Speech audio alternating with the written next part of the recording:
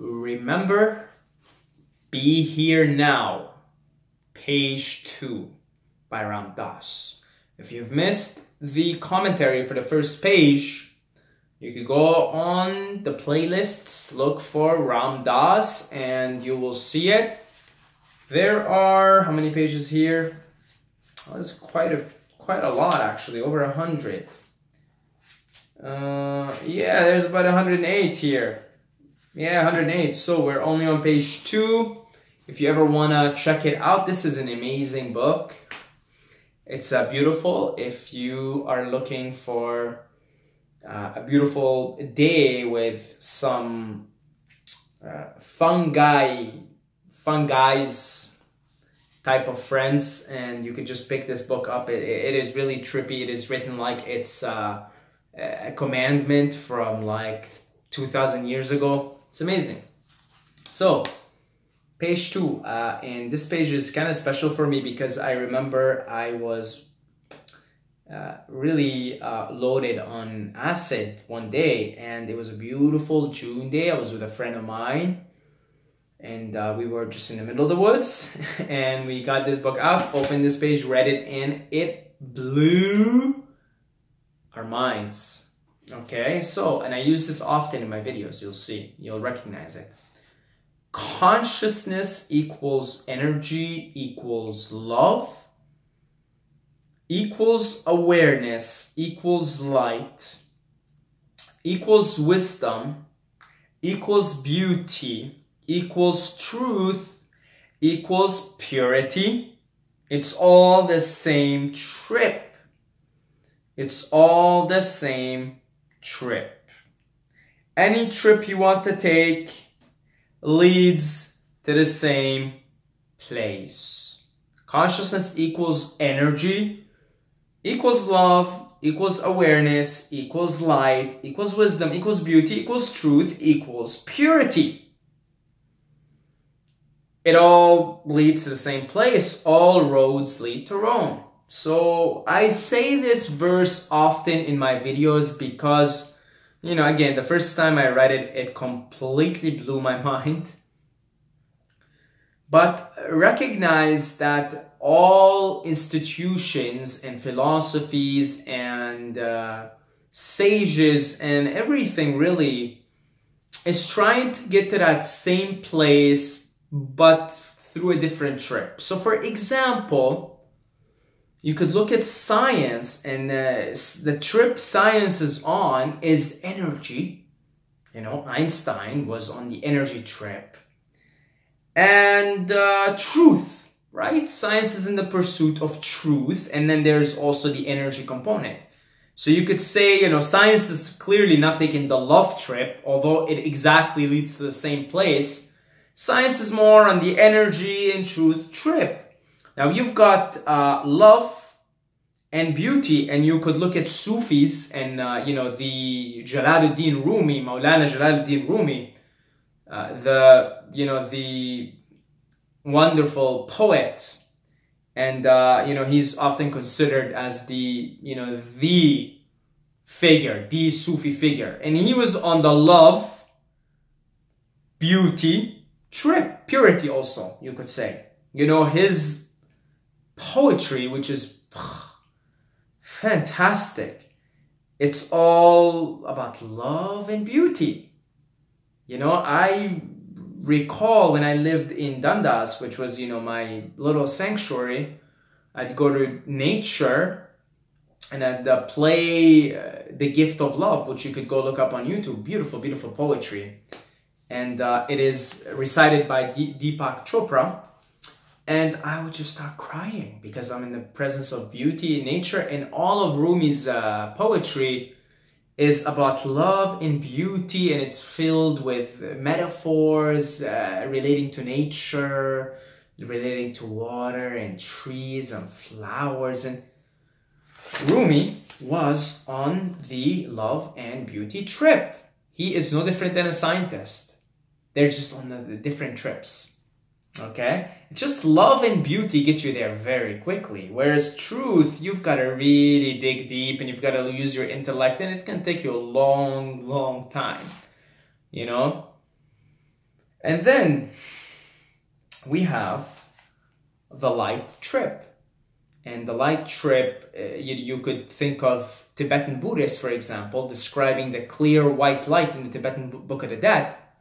Whoever wrote that was on the light trip, right? That's their trip. And then you hear of so many Christian saints, you know, talk about the light, right? Let the light shine within you, and let there be light, and there was light.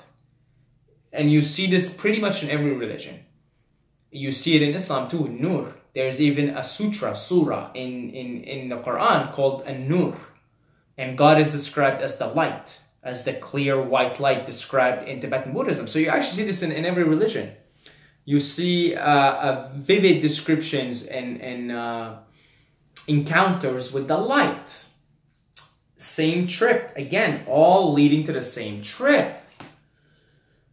And there is also the wisdom trip, right? The wisdom trip, I often think of Buddhism as a really powerful system that primarily chose the wisdom trip to get to the same place. The two most fundamental characteristics of Buddhism are wisdom and compassion. You don't often associate Buddhism with this overflowing kind of love, right? They even seem a little bit distant, like a stoic-like. Okay, I go meditate in Buddhist monasteries, and I love Buddhism, and I love the whole scene, and I'm really looking forward to go to Thailand and experience that. But I can tell you something, you're not going to sense this sort of overflowing love. You sense a lot of compassion, a lot of wisdom, really. So I think the Buddhist trip is primarily gone down the wisdom trip. There's a lot of wisdom in Buddhism, a lot of wisdom. And then you could look at Hinduism, and you could see Hinduism taking many trips because even Buddhism is just a branch of Hinduism, really. It's an outgrowth of Hinduism. And Hinduism pretty much takes all these trips. And there is so many different types of yogas. And you know, Bhakti Yoga is all about love. If you ever hang around a Bhakti Yogi, you're going to be feeling like you are surrounded in a blanket of love. You know, the Bhakti Yoga is all about love. It's the love trip. Love to the Supreme Lord, love to Krishna, to love to Shiva, right? A total dedication for a deity, an immersive type of love. Then you have Vedanta. Vedanta is very philosophical, very similar to Buddhism. And it's on the wisdom and truth trip. Okay, the wisdom and truth. Vedanta is primarily associated with that, actually. Okay, it is associated with truth and with wisdom, and truth very much so. It's very philosophical. Any philosophical system that is primarily philosophical is going to be on the truth and wisdom trip. Okay, and any emotional system like Bhakti Yoga and Sufism, Sufi music, Sufi dancing, that's more on the love trip. And then there's also the consciousness trip. You know, the term consciousness is sort of becoming mainstream to describe the world of psychedelics, the world of this thing, right? Consciousness. It's sort of an emerging term, emerging thing. Even in science, you know, we're talking about the same thing here. We're talking about the same thing. We're talking exactly about the same thing. What about beauty? Is all poets. All poets are on the beauty trip. They're all on the beauty trip. Emotional. Emotional is love and beauty. There is also purity. There is also purity. And I really love, I love the purity trip. I feel nature is very pure. You know, and I think purity goes hand in hand with beauty and love. More specifically, beauty. You know, nature is beautiful because it is pure. Okay, this is the purity of things as they are. And so, you know, human, with our free will, we make things impure. So you could look at cities. Cities are nature, but they're so filled with impurities because they're man-made, manipulated, that you just don't get the same type of energy, of feeling, connection in a city as you get it in nature. This is why all of them, Lao Tzu, when he wrote the Tao Te Ching, he was a librarian in the courthouse, and he was done with his career, and he left out west, somewhere in the woods, somewhere in whoever knows where. Jesus went to the desert. Muhammad, same thing, desert, because it's pure. Nature is pure, and anything that is pure is often beautiful. You can think of babies. Babies are pure, just pure, no mind, no thoughts, just the way they are, it's pure. And so they're beautiful, they're pure, everybody looks at a baby and they're filled with, beaming with light. Same trip, right? When you look at somebody and say, you're beaming with light, you're glowing. Same trip.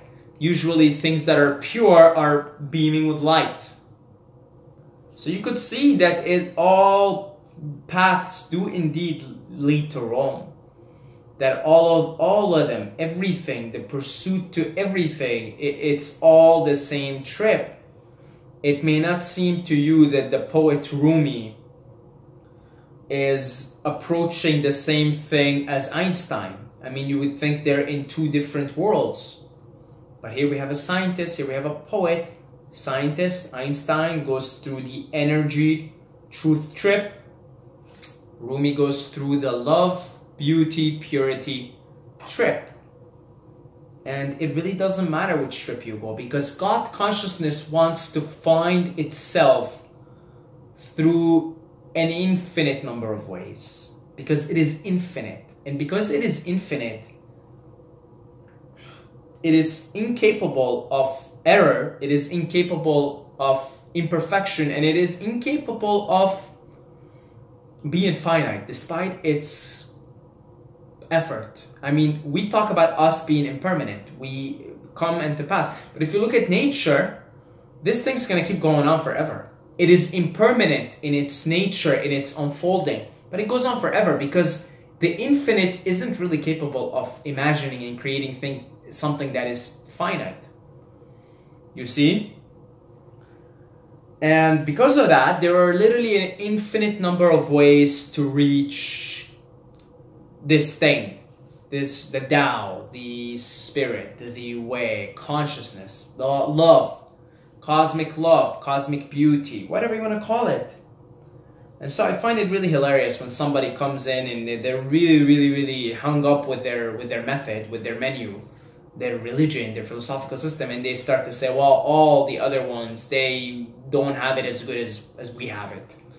You know, all the other teams they don't even know how to play. No. You're not recognizing, you're still stuck in the duality.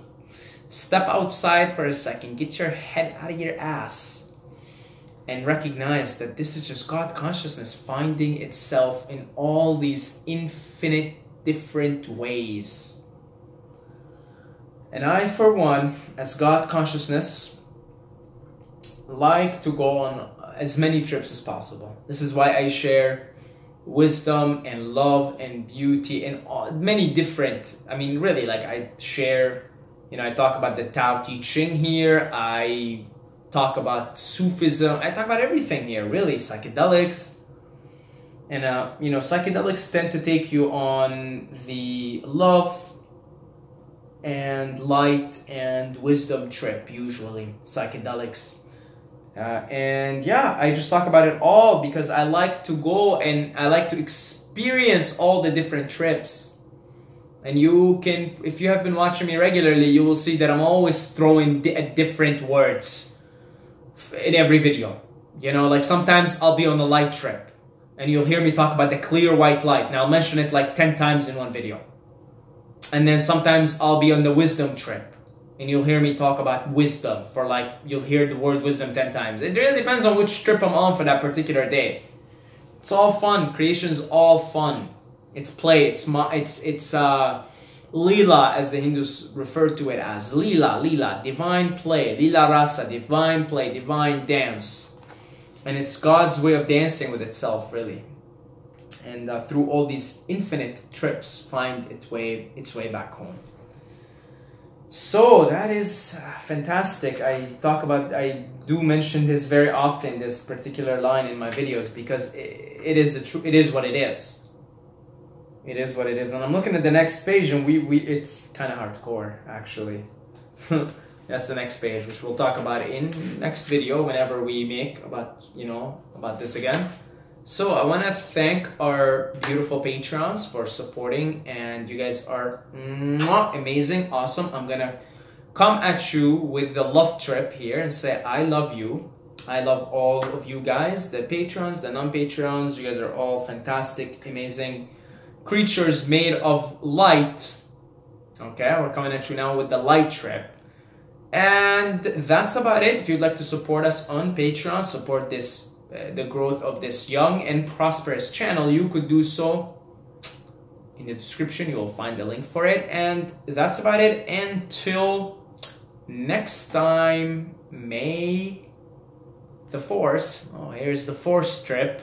May the Force be with you.